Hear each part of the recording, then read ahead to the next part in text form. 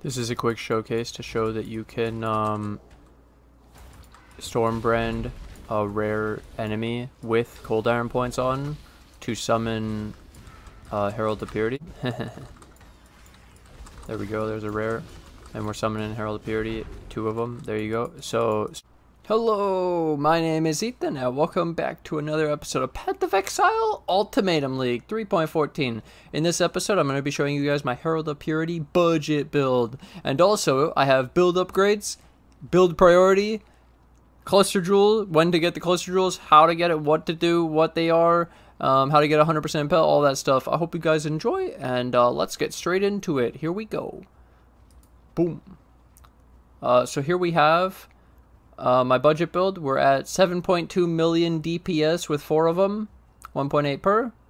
Level 87, 5,400 life, 650 regen, reses, some armor. It's pretty cool. Pretty tanky when you look into the.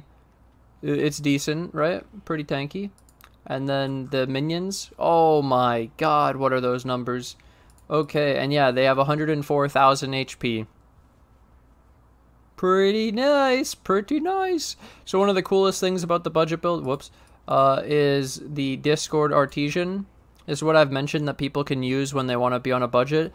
You can get 5% reduced reservation, 5%, 10% reduced reservation of Herald skills, so 20% in 4 points. And we're already up here because we're taking Golem Commander.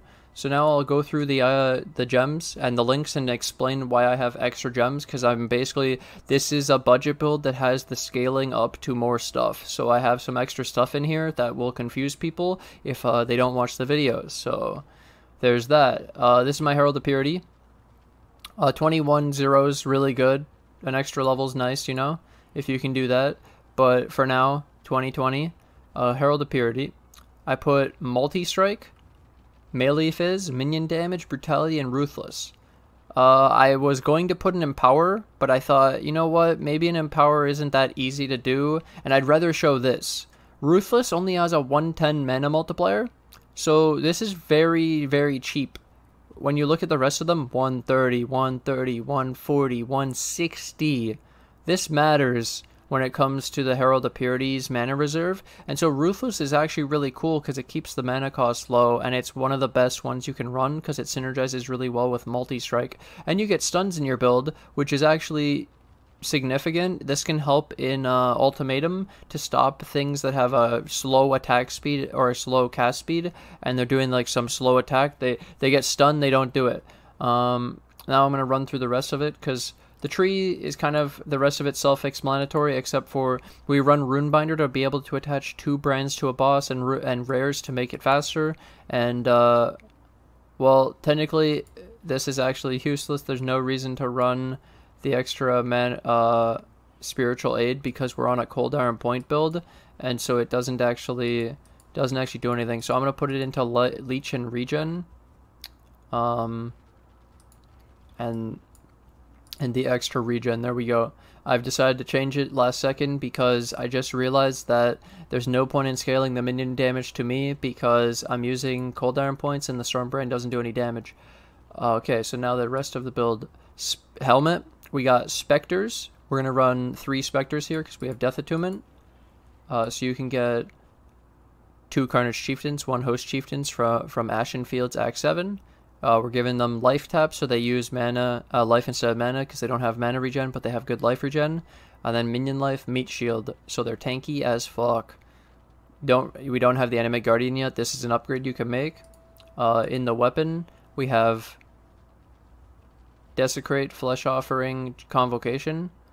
Obviously this is a cold iron point, so it doesn't auto-activate them, so you'll have to cast Desecrate, Flesh Offering. And then you can left-click the Convocation, and you can upgrade to wands later, but that's a side thing. The golems I chose are Stone Golem, Carrion Golem. I didn't put a Chaos Golem, because softcore. And then Maim, Feeding Frenzy. These buffs are really strong. Feeding Frenzy, big damage, and Maim, big damage. Highly recommend. And then I put in the other weapon Stormbrand Vulnerability Hex Touch, because without an Animate Guardian we don't have a way to do Curse. So I liked doing the Hex Touch automated curse, because we're going to be Stormbranding the rares and uniques and bosses anyways to summon the Herald of Purities. Then we can Hex Touch vulnerability, and then I figured once you have your Animate Guardian and you have your vulnerability automated, you might be able to run Culling Strike in the build, but then you might already have Kingmaker. So this is just an idea to show you. It does require 111 dex, so that... Don't subscribe! That's a problem. I guess you could lower the level of this, and it wouldn't be that bad, because it doesn't lower the kill threshold, the culling threshold. It only lowers the damage and attack speed and cast speed, so, well, just damage, and the damage doesn't matter because we're on cooldown points, so this could be level 10, just so it doesn't have a dex problem for people looking at it. Yep. And once you do wands, then maybe you'd want the extra damage from the Stormbrand, but with cooldown point, it doesn't matter. And then Immortal Call. I do a cast when damage taken Immortal Call in this build, which is nice. We were able to actually fit it in the build, so we don't have to use bone armor, and I like Immortal Call better. Our tankiness is this. It has bone armor enabled again. God damn it, dude, it's so broken. And then I do Warbanner Generosity instead of Dreadbanner because we're not Impale yet. In the beginning, as a budget build, I recommend regular, and then you can upgrade to Impale once you can fit in the 100% Impale. Flame Dash and a Ring.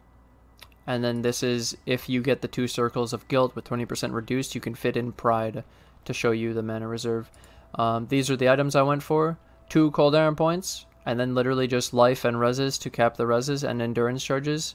And then the jewels are life blind, and then 3 life minion damage if you used a minion skill recently. I like this a lot for what I would run.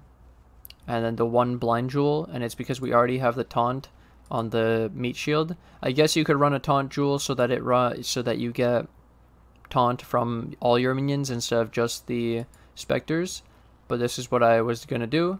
And now I'll go through my upgrades. So in here I show that I'm gonna now go in order. You can get minion life 20 on the Elder Helmet, so socketed gems are supported by level 20 minion life. And then you would be able to take out minion life from the helmet, and you could run Animate Guardian, for example. So then the Animate Guardian upgrade would be like Kingmaker would be the priority to get the Fortify and the Culling. And then you could also automate your Curse with a vulnerability Curse on Hit Glove. You can get the nearby enemies take 9% increased physical damage Elder Helmet. You could get nearby enemies are blinded. You could get the Garb of the Ephemeral for survivability, but for damage, it's the vulnerability, it's the helmet, and it's the Kingmaker. Those are the big ones, and then boots are just reses and move speed, so that you can just already have in the build. And I did a 21-0. I highly recommend that. And this also gets the levels from the weapons, which would be cooldown points normally, but I'm showing these as a secondary. And then my second thing I was recommending, so the first thing is helmet probably. And then the second thing is these rings. If you can get 2 circles of guilt with Herald of Purity, Reduced Reservation, and Sentinel of Purity damage, just this Herald of Purity Reduced Reservation allows you to have 55% unreserved mana. And so then you can run, like I said, a Pride. And you still have 8%, 76 mana left over. And you go to 3.4 million from 2.3. It's a big upgrade. Huge. Massive. So that could be really cool. And then I show that eventually you'll want to do Convoking Wands or some Scepters or whatever with... Wait, how did I do that? I have to fix it. I apparently never... I had 2, but I deleted the other one. I don't know how I did it. I had a trigger one, and then I guess I deleted it and changed it to this one. I need both. There we go. So now trigger. Okay. So if once... Well, I should do it this way. So once you get the wands, it's so you can do Desecrate, Flesh Offering, Convocation in the wand, and it will automatically trigger the spell when you use a skill with an 8-second cooldown, so you can keep your Flesh Offering always up without having to actually cast it. So we can automate vulnerability, we can automate the offerings, we can automate a lot of the builds so that it feels a lot better, and all you have to do is basically Flame Dash Stormbrand, which is really sick. And then it plays like a skeleton build, kind of. And so that's a nice upgrade for quality of life. And the reason why I showed 2 is because you can't actually go a cooldown point when you have a wand. So I guess you could run 1 scepter with like a physical skill gem and spell skill gem, but it'd be really hard to make so that you could still run a cooldown point. But at that point, you might as well just have 2 convoking wands. And I have videos on how to craft the convoking wands. The helmet is just pristine fossils to get the life. It's really easy that way. And then the circles of guilt getting you the mana reserve to be able to run pride.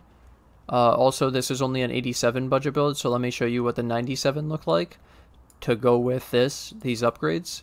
And so we were able to do this jewel, devotion, and we took some life out to do devotion, and we went to 97 instead, so 5,300 life, some more armor, and big fat damage, huge damage, and then you technically also don't need the strength on one of your pieces of gear, and then you don't need the dex either now. You'll have enough just from the rings giving all attributes. The circles of guilt have all attributes, so this can help you get your attributes that you needed in the build. But then you lose an unset ring, so you'll save a slot in the helmet, and you'll save a slot in the weapon, so that you can run Flame Dash in the second weapon instead of running it in the ring, because right now this was based on an unset ring in the budget build. I had 1 unset ring to be able to run Flame Dash. And then I'll show you the last thing. So we have upgrades, and then we have cluster setup. And so I changed it to fit in 2 clusters. And so this is so you could put in the Herald of Purities Impale instead of Ruthless. And then you can also do, so now we have Impale there. And then in the wand, technically this should be, okay, I'll move it. It should be down here in the other section. So Dread Banner, and then you need Awakened Generosity for this to work to get 100%. So you could take out War Banner Generosity, and you have 100% Impale with this setup. This is 2 large cluster jewels with Rotting Claws Renewal. So just the Rotting Claws gets you 24%, and then the other 76 is from the Dread Banner, Awakened Generosity, and the Impale. You'll have 98 if you do regular Generosity. I'll show you here.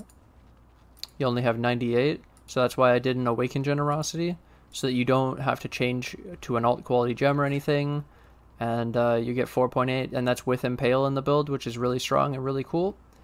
And so this was all the upgrades I recommended, basically. It has a lot of shit. Technically, there's still the +2 Ami, there's better helmet, there's, because of adding the large cluster jewels, I added more jewels. And yeah, you could do better jewels with reses on them, for example, or the taunt or blind or chaos res or minion chaos res or whatever. And I have a video on my Animate Guardian if you want that for the recommended gear. I'll probably leave a link to it in the description below. But this was really strong overall, and we still had 9% reserved and the unreserved 86 mana, so you should be good on the mana. And it pumps out absolute deeps. So this was 9.6 times 2, it's like 18 million damage, 19 million damage. It's absolutely insane, and that's just with the few upgrades that I put into the build, not counting the Ami and shit. So you can see how you can upgrade this. Like I said, the first ones would be the helmet to save a gem slot to be able to fit the Animate Guardian in the build easily, and then the Circles of Guilt to be able to have the mana reserve and the minion damage.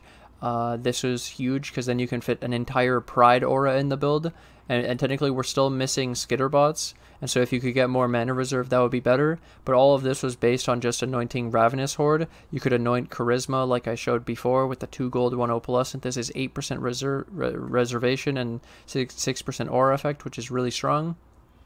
But either way, I'm pretty happy with this. Like I said, none of this might not make that much sense without the video, which is why I think that people should watch the video and listen to the explanation and order of everything, so that they know why there's extra gems in the build.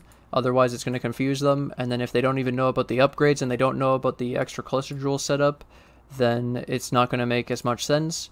And either way, even at the baseline, the budget build where you start, this is a lot of damage. This is crazy, dude. 7.2 million, 7 million. Like, holy shit. This is pretty crazy. This is pretty strong. And so, yeah, I'm pretty happy with this. Hope you guys are too. I hope you enjoyed this. And now I'm sure there will be people who will try this. Obviously, this isn't the 46 million DPS build. This was the point. It was to bring it down to a more affordable level, so a more playable level, especially early. Like, this is nothing. It's 2 cooldown points. Either way, now everyone can enjoy Herald of Purity. I hope you guys do. Let me know how it goes. And thank you guys for watching. Thanks for hanging out. I'm going to take this opportunity to thank my Patreon and my YouTube members who financially support the channel. I can't do this without you guys, so thank you guys for all the support, and thank you to anyone new who joins the Patreon and the YouTube members today, and I'll see you guys in the next episode. Bye!